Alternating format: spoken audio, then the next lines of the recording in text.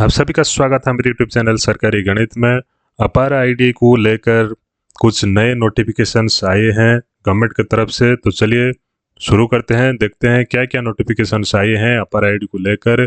किस लिए अपार आईडी क्रिएशन प्रोसेस लेट हो रहा है, स्लो हो रहा है, इसके रिगार्डिंग कुछ नोटिफिकेशन आए हैं। इसके रिगार्डिंग एक लेटर आया हुआ है गवर्नमेंट की तरफ से।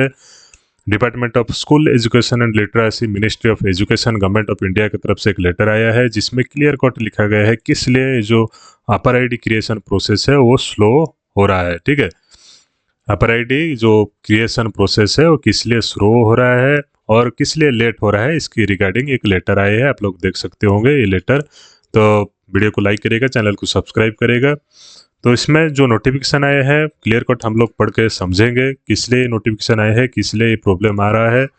आप लोग जानते होंगे जो अपर आईडी का क्रिएशन प्रोसेस है, ठीक है, वो अपर आईडी का जो क्रिएशन प्रोसेस है वो अगर आधार कार्ड सब मिसमैच हो रहा है तो उसमें आधार कार्ड करने में, जो अपर आईडी क्रिएशन करने में प्रॉब्लम आ रही होगी। ठीक है, तो उसमें आप कैसे टैकल करेंगे उसको, तो उसके रिगार्डिंग एक लेटर आया है, उसको हम समझेंगे। ठीक है, तो इसमें क्लियर कट लिखा गया है the unified district automation information system for education plus UDISE plus database में आप लोगों के लिए जो गवर्नमेंट स्कूल हैं, कॉलेज हैं, सबके लिए अपर आईडी, जो स्टूडेंट का अपर आईडी है उसको बनाना जरूरी है। ठीक है, लेकिन यहाँ पर क्या हो रहा है ना, अपर आईडी क्रिएशन का प्रोसेस स्लो हो रहा है due to mismatch of students details in UDISE plus database, बार certificate maintained in school record and Aadhaar ID. अर्थात जो आपके स्कूल रिकॉर्ड में बार सर्टिफिकेट है और आधार कार्ड में जो डिटेल्स है वो मिसमैच कर रहे हैं,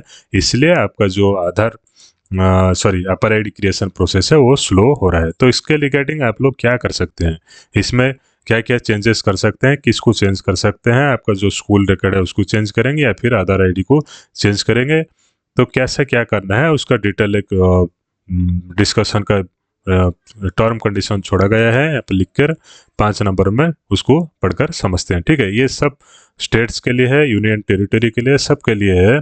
तो ये यूडाइस प्लस डाटा एंट्री को आप लोगों के लिए ज़रूरी करना है, जिससे जो यूडाइस प्लस का से अपर आईडी क्रिएशन जो प्रोसेस डिले हो गया है उसको जल्द से जल्द पूरा करना है। ठीक है, तो इसमें 4 पॉइंट्स दिए गए हैं जिसको आप लोगों को समझना है और इसी के रिगार्डिंग काम करना है। If bar certificate of the child is available, then UDIS plus record should reflect the same name and the date of birth in portal irrespective of the name entered in Aadhaar ID. अर्थात आपका अगर जो बच्चा है, जो student है, ठीक है, उसका जब बार सर्टिफिकेट अवेलेबल है तो उसका बार सर्टिफिकेट में जो नेम प्रिंट है, ठीक है, उसका नेम जो है आधार बार सर्टिफिकेट के हिसाब से उसी नेम को यूडाइस प्लस रिकॉर्ड में चढ़ाना है और आधार आईडी को वहाँ देखना नहीं है। ठीक है, अर्थात अगर बार सर्टिफिकेट में जो नेम चाइल्ड का है same name UDISE plus record में है तो उसको और आधार कार्ड का नाम के हिसाब से चेंज नहीं करना है। ठीक है, उसका दूसरा पॉइंट क्या लिखा गया है, if name in Aadhaar ID and bar certificate is same and record UDISE plus is different. अर्थात जो चाइल्ड बच्चे का बर्थ सर्टिफिकेट में नेम जो है, आधार कार्ड में जो नेम है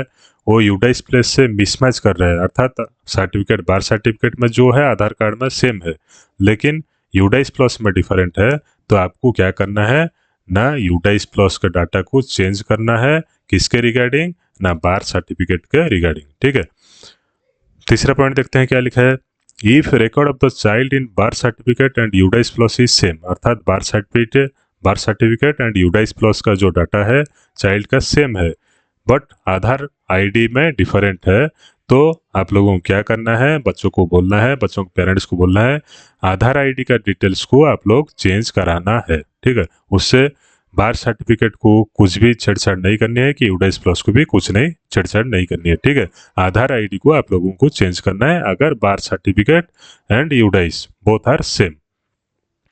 ठीक है, उसके बाद अगर यहाँ पर और एक पॉइंट लिखा गया, if the parents of the students desire in writing about the change in name. अर्थात अगर बच्चों का पेरेंट जो बोल रहे हैं कि आधार आईडी में जो नेम है वही नेम बार सर्टिफिकेट और यूडाइस प्लस में चेंज कराना है, तो आप लोगों को जो स्टैंडिंग ऑपरेटिंग प्रोसीजर है उसी के हिसाब से बच्चों का नाम स्कूल रिकॉर्ड में करेक्शन कराना है, उसके बाद जाकर यूडाइस प्लस में करेक्शन करना है। ठीक है। फोर्थ पॉइंट में क्या लिखा गया है ना, if bar certificate is not available, अर्थात बच्चे का अगर स्टूडेंट का बार सर्टिफिकेट अवेलेबल नहीं होगा तो child is admitted on the basis of some other relevant document. Other relevant document के हिसाब से अगर बच्चे को एडमिशन दी गई थी तो UDISE plus data entry should be done on Aadhaar card data. ठीक है। तो उसका बच्चे का डिटेल्स जो है, जो चाइल्ड का डिटेल्स है वो आधार के हिसाब से चेंज हो जाएगा अगर बार सर्टिफिकेट अवेलेबल नहीं है। ठीक है। तो ये 4 पॉइंट को आप लोगों को मानना पड़ेगा। अगर कोई भी स्कूल कॉलेज वाले आप लोग हैं इंस्टीट्यूशन के, तो आप लोगों को ये 4 पॉइंट को मानना पड़ेगा। उसी के हिसाब से आप लोगों को यूडाइस प्लस क्रिएशन करना पड़ेगा। ठीक है। उसके साथ साथ यहाँ लिखा गया following above the procedure if APAAR ID is generated the same shall be treated as final. अगर इसी के तहत अपर आईडी आप लोग जनरेट कर दिए हैं तो ये फाइनल होगा। No future change in any documents. ठीक है। उसमें Aadhaar ID, APAAR ID, UDISE plus data shall be allowed, और किसी प्रकार का चेंजेस नहीं हो सकता अगर ये 4 पॉइंट में आप लोगों ने अपर आईडी क्रिएशन कर दिए हैं। ठीक है। तो ये काम करने के लिए आइडेंटिफाई डॉक्यूमेंट्स भी दिए गए हैं। ठीक है। तो उसको आप लोगों को कंपलसरी करना है और अपर आईडी प्रोसेस को जनरेट करना है। धन्यवाद। वीडियो को लाइक, चैनल को सब्सक्राइब जरूर कीजिएगा।